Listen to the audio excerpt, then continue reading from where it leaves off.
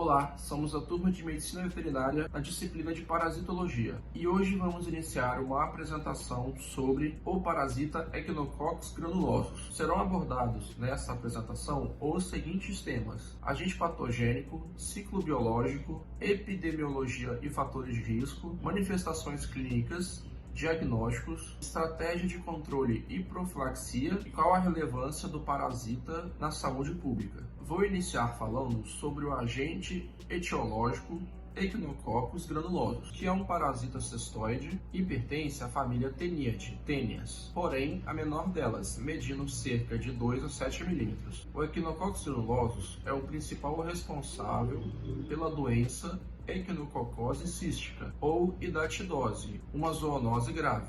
É um parasita importante, já que pode causar doenças e complicações sérias, tanto para a medicina veterinária quanto para a saúde pública, já que afeta tanto os hospedeiros humanos, que são acidentais, quanto hospedeiros intermediários, como ovinos, bovinos e caprinos, e também seus hospedeiros definitivos, que são cães e outros canídeos. Vamos então entender um pouco de como funciona o ciclo do parasito.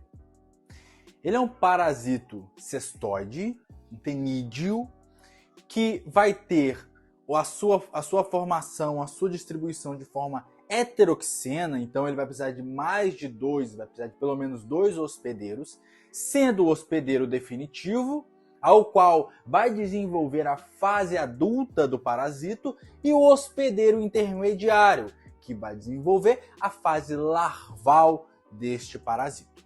No caso do hospedeiro definitivo, temos aqui canídeos, cães, principalmente nesse caso, cães de pastoreio, devido à sua grande afinidade com os hospedeiros intermediários, sendo esses principalmente bovinos e ovinos, tá? E nós, seres humanos, atuamos também como hospedeiros intermediários. Desta forma, já que o parasito nos atinge de alguma maneira, configurando então assim uma zoonose. E aonde vai ficar localizado esse parasito? No hospedeiro definitivo, que são os canídeos, esse parasito se localiza no intestino delgado do hospedeiro definitivo, aonde ele vai trabalhar, ele vai estar na sua fase adulta, desenvolver sua fase adulta, tá? E posteriormente fazer toda a sua fase sexuada dentro do hospedeiro definitivo. Já no hospedeiro intermediário, vai se desenvolver, vai se visualizar a sua fase larval. A fase larval essa que vai se localizar em órgãos como pulmão e fígado, principalmente no que a gente falou sobre bovinos e ovinos, gerando assim prejuízos econômicos pelo grau de infecção que vai ser gerado nestes órgãos. Cabe um adendo que, apesar do homem ser um hospedeiro intermediário, ele não se infecta por larvas, tá? Cistoidáticas. Ele vai se infectar por ovos embrionados do parasito. Então ele tem essa diferenciação. Ele não se infecta por larvas, mas sim por ovos embrionados, diferentemente dos demais hospedeiros intermediários. Vamos entender as vias de contaminação. O hospedeiro definitivo, no caso os cães, principalmente cães de pastoreio, vão se infectar através do consumo de vísceras, como pulmão e fígado, mal cozidos, que neles vai ter a presença de cistoidáticos.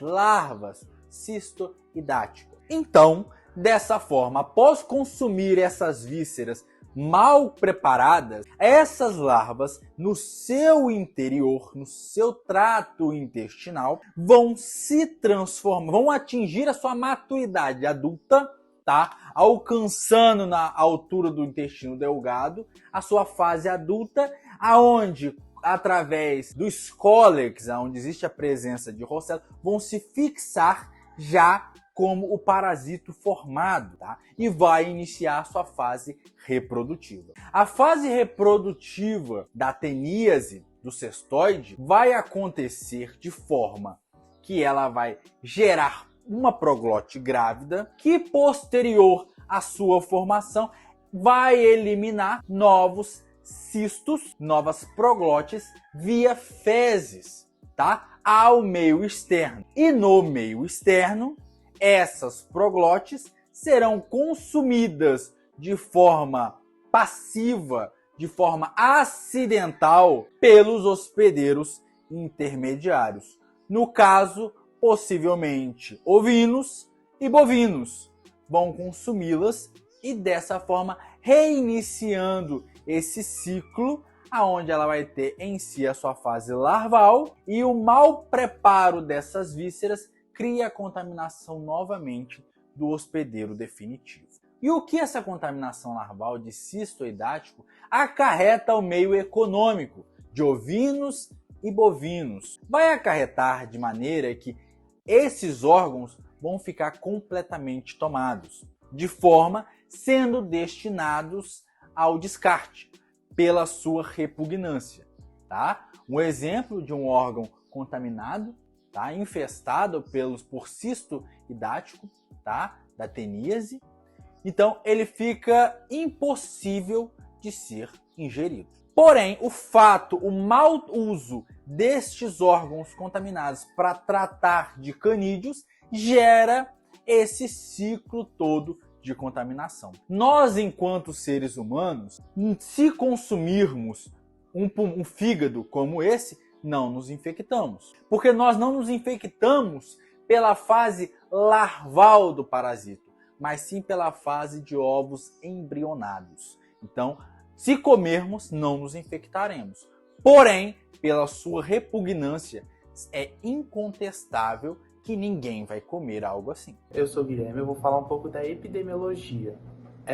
A hidatidose, ela tem uma relevância mundial e ela ocorre principalmente nas regiões onde tem intensa atividade pecuária, principalmente a ovinocultura. As áreas de endemia são principalmente em regiões rurais, onde tem um forte contato entre os cães de rebanho e os rebanhos de ovinos e bovinos. Aqui no Brasil, predominantemente ali na região sul, onde tem o contato direto entre os rebanhos de ovinos, que aqui no Brasil é bem comum lá na região sul. A distribuição geográfica ocorre em países do Oriente Médio, do Mediterrâneo, da Ásia Central, alguns países da América, da África e da Austrália. Os fatores de risco incluem alimentação de cães com vísceras cruas e mal cozidas, práticas de abate clandestino e descarte inadequado dos órgãos contaminados, a ausência ou erro na vermifugação dos cães e as condições sanitárias, a falta de higiene na hora de manusear os animais, no contato direto, e calcula-se que de 2 a 3 milhões de pessoas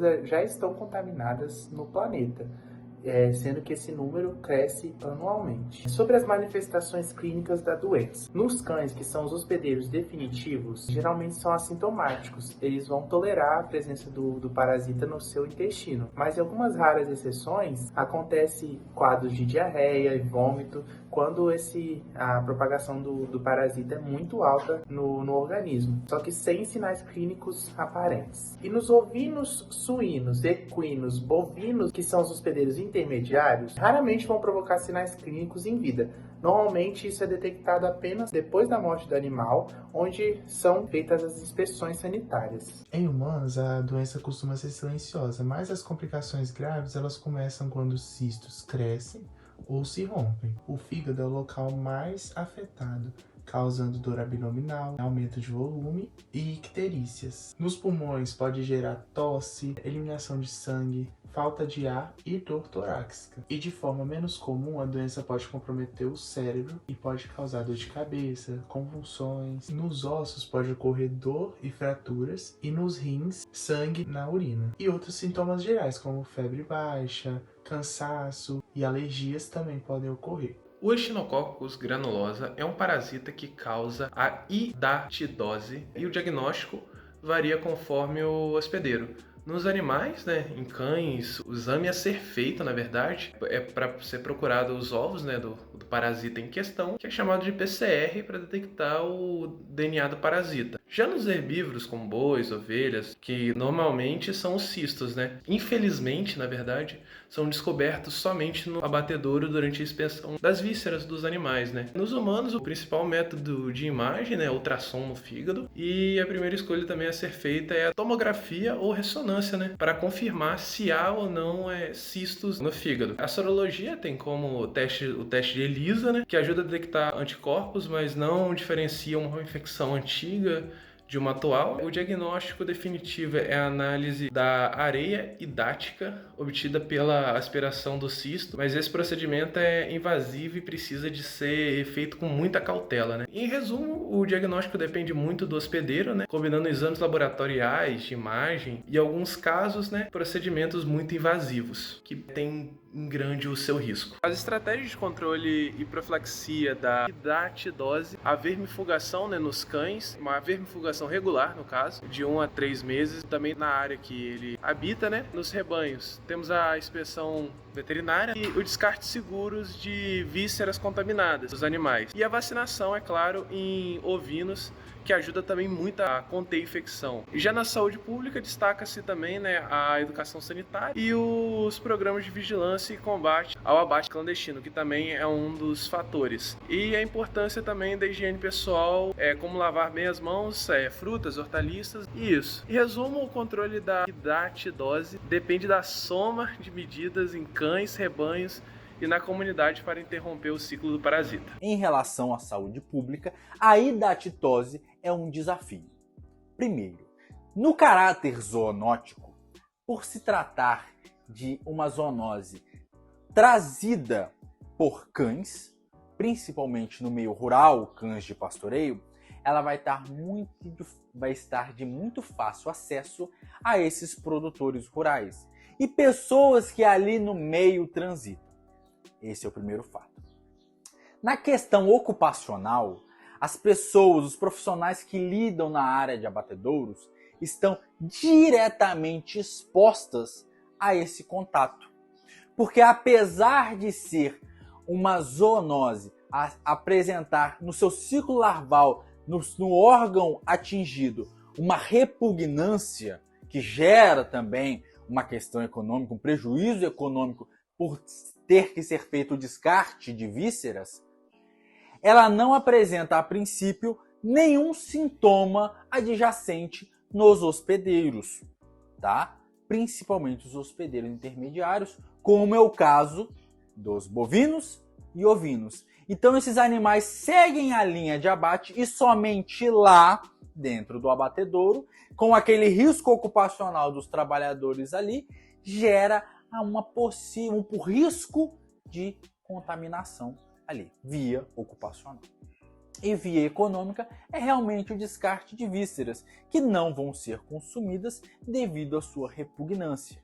Tá? Então, no meio da saúde pública, a hidatidose é um desafio. Então, precisa-se de uma cultura de mapeamento para que assim possa ser combatida. Para finalizar, vou listar os pontos principais que ficaram desta apresentação. O Echinococcus granulosus é uma zoonose grave e tem consequências importantes tanto na saúde veterinária e na humana. A hidatidose cística é uma doença de evolução lenta e silenciosa, o que dificulta o diagnóstico precoce, aumentando o risco de complicações. O controle da doença só é possível quando conseguimos parar o ciclo de transmissão entre cães e ovelhas, que é a principal forma de disseminação. E como fazemos isso? Com educação em saúde, bons cuidados de higiene e na vermifugação regulares dos cães. Por fim, reforço: o trabalho conjunto entre médicos veterinários e médicos humanos, além de políticas públicas, é essencial para proteger a saúde dos animais, das pessoas e também a economia das comunidades rurais. Obrigado.